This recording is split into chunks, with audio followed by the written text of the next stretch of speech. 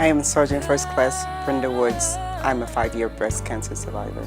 Well, my journey compared to a lot of women it was easier because I didn't go through chemo or radiation. I had a bilateral mastectomy. I had breast cancer in both breasts, a different cancer in each breast, which is rare. And I just opted for the bilateral mastectomy without the reconstructive surgery. Well, initially I wanted to do the reconstructive surgery right after the mastectomy, but my doctor advised me to wait just in case I needed radiation. But then after I was waiting, it was like, my boobs don't make me who I am. This is who I am now. So I decided not to do it. It's very freeing to not have to worry about, putting a bra on when I get ready to go running, or just buying bras are expensive. It's just very freeing. It's been an easy journey. I wasn't sick or anything. I did take tamoxifen for 3.5 years, so I went through the menopause, the hot flashes, the mood swings, the crying, all of that. But it's, like I said, it was an easy journey still compared to what other women go through. It's not something that everybody goes through, but I just right away I decided that this was not going to do me. It's not my time. The tamoxifen started my hair to thinning, and it was coming out, but not as bad as if I was going through chemotherapy. So I decided to buzz it, and I've let it grow back, but then I like it buzzed. I can get up and go in the mornings. Sometimes I get the little kids to ask their mom, am I Army girl or Army boy, but that's okay. As a soldier, it hasn't affected me any differently. I still do the things that I'm supposed to do, required to do for my job, and nobody treats me any differently. 7 months after my mastectomy, I went out and scored 283 on my PT test. My unit, I tried to keep it hush-hush because I didn't want to be treated differently. So I told just a few people, but of course, the word gets out. And everybody, was supportive for me. Actually, the guys I worked with during the week were the first to send me flowers right after my surgery. Oh, the Pink Tank Project. It's awesome. As many women that showed up, it's inspiring for me. It makes me want to do more to get the awareness, to get the word out. Because breast cancer is curable. We have to do what we need to do to detect it early. Mine was found in the early stages. I wasn't a self-examination person. I did it sometimes, but not all the time. But if I could, my lesson learned would be to do it every month.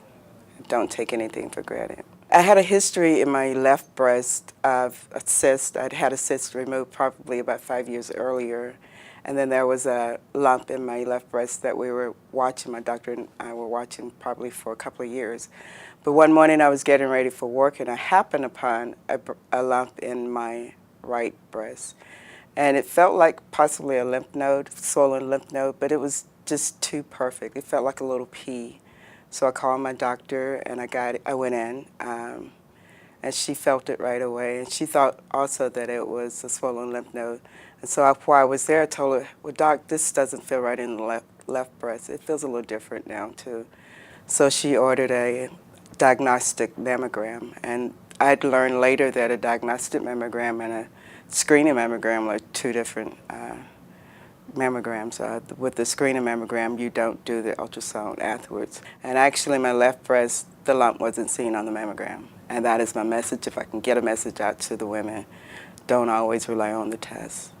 The lump showed up in my right breast, and then I did the ultrasound.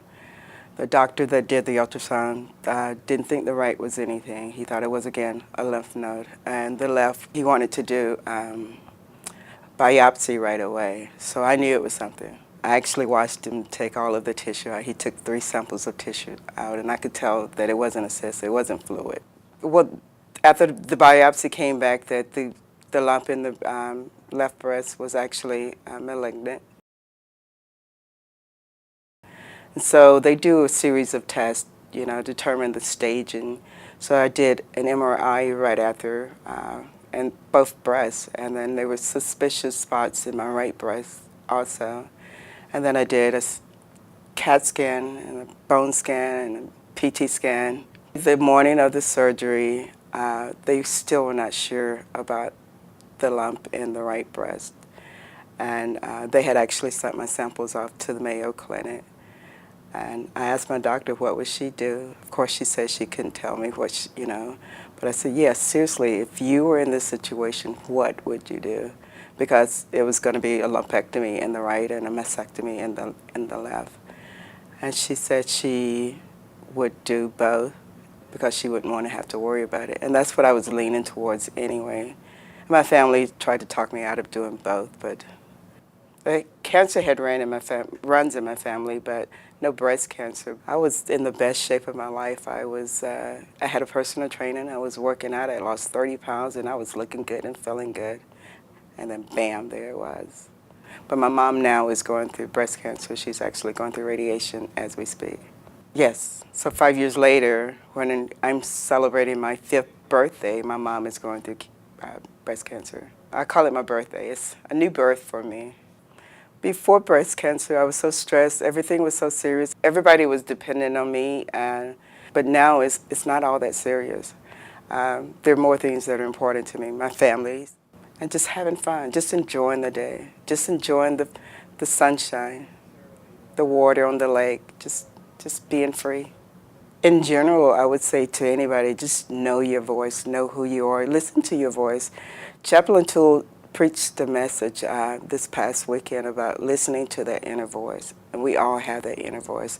And normally I would wait to go to the doctor on something, but my inner voice this time was saying, there's something wrong. This right breast, there's something wrong in it. So I would say listen to your inner voice and do something. With women, I would say do your monthly self-breast examinations. I am a survivor. That is empowering too, Like I said, breast cancer does not define who I am. I am still me. I just want to go on.